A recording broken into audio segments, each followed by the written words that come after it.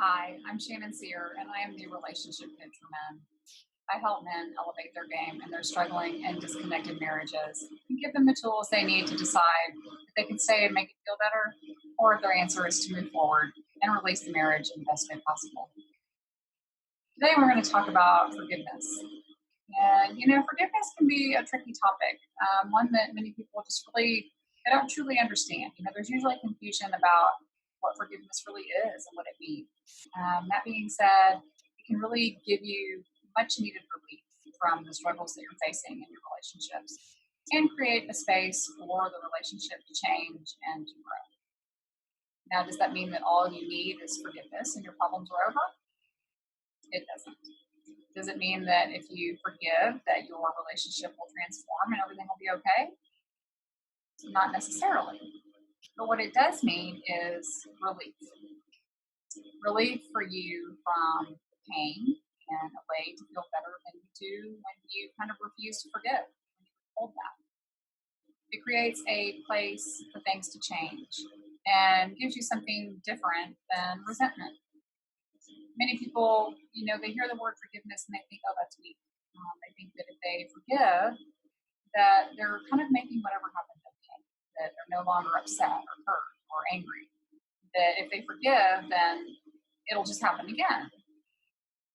That if they forgive, that they're kind of letting the other person off the hook and saying that whatever they did didn't really matter, right? And that isn't it at all. When our partner has hurt us in some way, it definitely matters. When trust has been broken, it matters. It doesn't mean that we're not hurt or angry or afraid or worried or any of these things, right? Forgiveness really is for you. It's not for them. It's letting go of resentment from the person.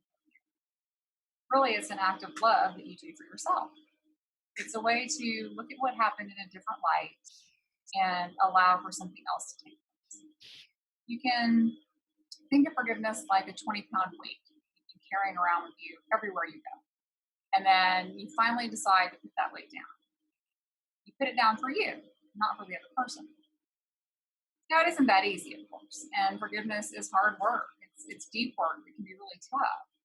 One of the many reasons that we avoid it.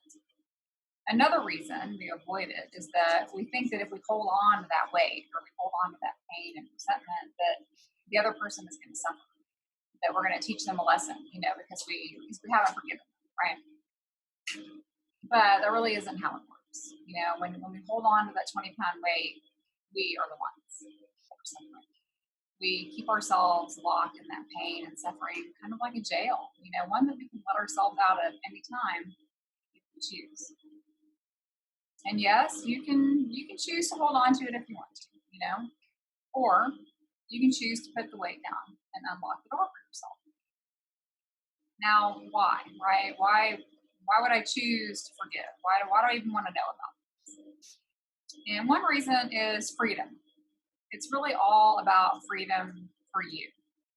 Freedom from anger and pain associated with the hurt that you've experienced. Freedom from sadness, regret, all the thoughts that keep you kind of stuck in that pain. Freedom from hauling around that 20-pound weight everywhere you go.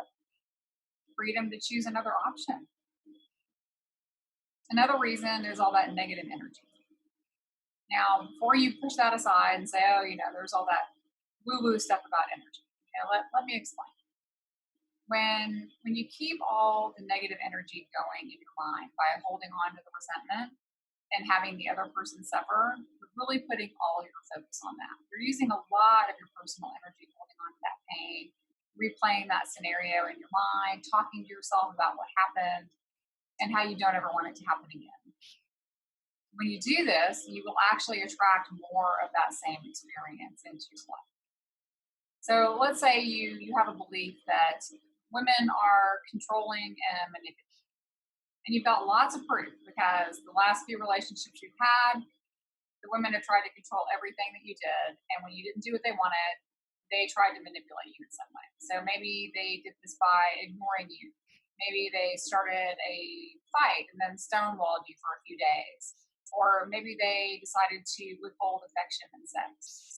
So you have all this proof, right? Because this is what happened over and over, more than one time. And that's what you're paying attention to, right?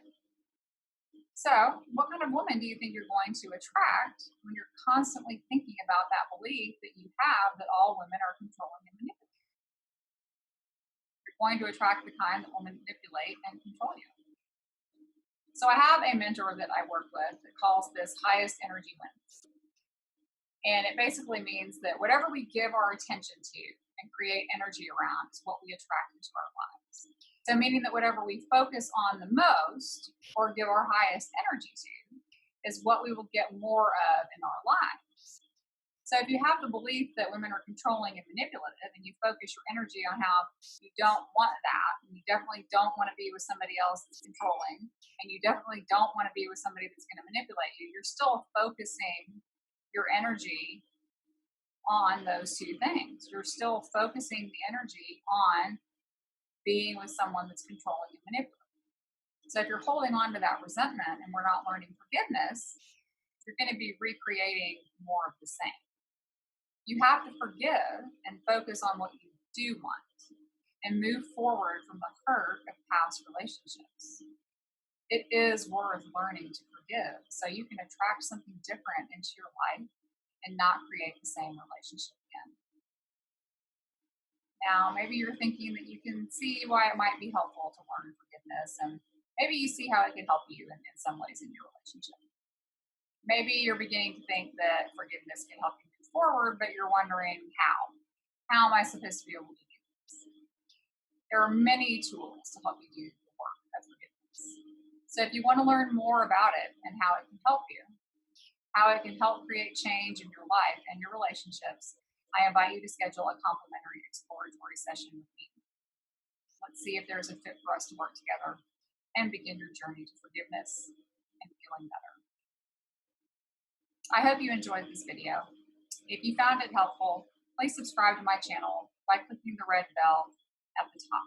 I come out with new content every week. All my best.